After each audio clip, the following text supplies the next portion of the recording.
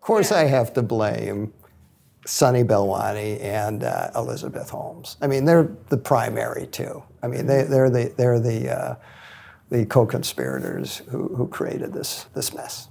You can't do it alone. She was and is a singular figure, and she does bear responsibility. I mean, even as young as she was, she bears responsibility for what happened under her watch. Oh, look, so many other people went along with her. You know, so many other people wanted it to happen. You know, she will say in her defense, you know, it wasn't me alone. And that's true. It's true of every entrepreneur. It's never them alone. Where do you put Sonny Belwani in all of this? I think he's really critical. He's in some ways, the bad cop to her good cop. And we often, in the case of tech companies, there's many instances of the man behind the curtain or the more silent partner. And you saw that at Apple with Steve and Steve. You see this at Microsoft with Paul Allen, writing BASIC, and Bill Gates.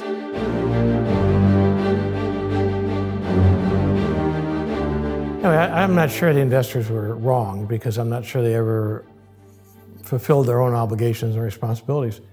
Venture capital, kind of the rule of thumb of VC is that out of 10 investments, you'll have 3 that fail, you'll have 3 that kind of go, fine, and you'll have 1 or 2 that actually make you money and sometimes make you a lot of money. And what makes the risk worth it is when you hit big. The investment money was good eventually because it gives runway for scientists. So she did a good job at getting some runway later. But the first round of the technology obviously was a massive failure and was terrible for patients. But she did a good job at setting a vision for scientists to work towards to allow, a lot of companies don't have that much funding.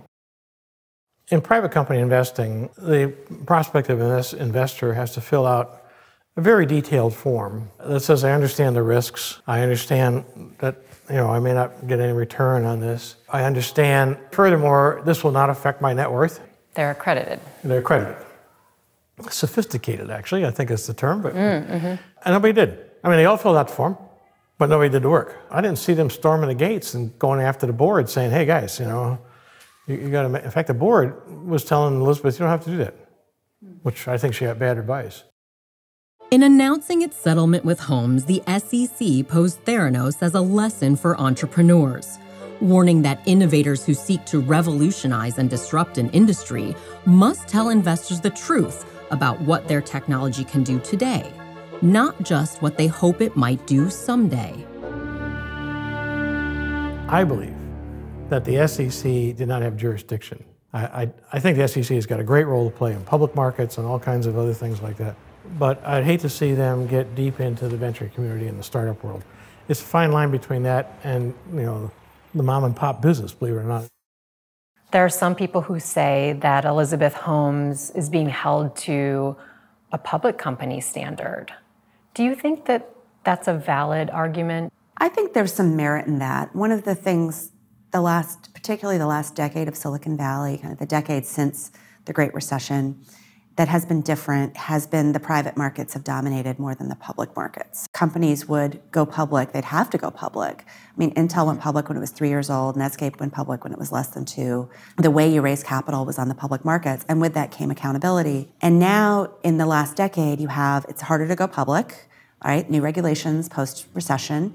It's a heavier lift. And there's been all of this private capital just sloshing through the global markets looking for a home. And then you have this kind of flywheel of storytelling and buzz about, oh, this is the next big thing. And everyone's like, I want to get in on that. Then you're allowed in kind of you're protected from the scrutiny of public markets. Does that mean that you can get away with fraud? No. Investors are right to be, calling her to account. Warmenhoven said early investors had every opportunity to do just that. They did nothing in terms of trying to ascertain the current status of the product or the risks to completion or anything else. Whose fault is that? I think it's the investor's fault. Yeah, you invest in something, you want to know how your investment is doing. And I think it's also a symptom of the founder culture that has really took hold of the Valley exactly during the time that Theranos was growing. The first meeting I was in was with all the major investors. And they hadn't had any meetings with the company since the round had closed. And maybe an occasional phone call or something, but nothing as a group, nothing where they got a status report, which I found staggering. And weren't demanding it? They didn't seem to press hard before the investment, and they still didn't seem to press hard after the investment. From my viewpoint, it was really out of character for a startup investor not to be all over it. If you were a venture capitalist and you put in $100 million, you would be there every week. How are we doing? Are we on track? So those documents do not exist. Not in the hands of the investors. I mean, they were available internally. Internal documents may have exposed the chasm between Theranos' aspiration and ability, though Holmes told the SEC its investor pitch left room for improvement. We didn't intend these documents to be standalone, and sitting here now, I know we could have been much better at the way we prepared materials. And did you talk about specifically the technology and blood draw and what was in place at that time versus what was aspirational? Was there a clear delineation between those two? We tried to do that. When we look at Theranos investors, many of them, not necessarily your clients, but certainly perhaps a VC fund, we would expect to be seasoned investors who can properly vet a company, a startup like Theranos. In this case, probably what you would consider a seasoned investor like Tim Draper, perhaps Larry Ellison in Oracle, they invested early when it was just a concept. And a lot of VCs will invest even when it's not proven. Theranos got well beyond that and then started raising funds, massive amount of funds, over 700 million, from other investors. The amounts of money that a certain class of what I call mega VCs with untold, unprecedented amounts of capital available to invest, starting with a Japanese company, SoftBank, and some of the sovereign wealth funds in the Middle East who are looking for what to do after the oil begins to peter out, are able to and are bringing amounts of money that have just never been seen before. There's no independent validation. That's what concerns me now when we look at some of these mega-funded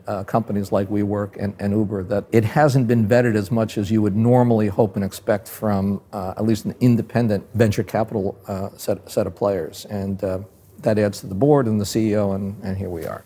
And they go dig inside the company and get the facts. Start with Channing Robertson, start with the head of engineering, and start asking questions.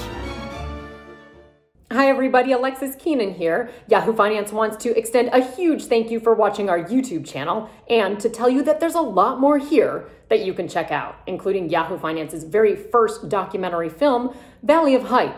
It's a deep dive into Silicon Valley's startup culture and the embattled biotech founder, Elizabeth Holmes. You can watch that right here starting August 30th, and don't forget to hit your subscribe button.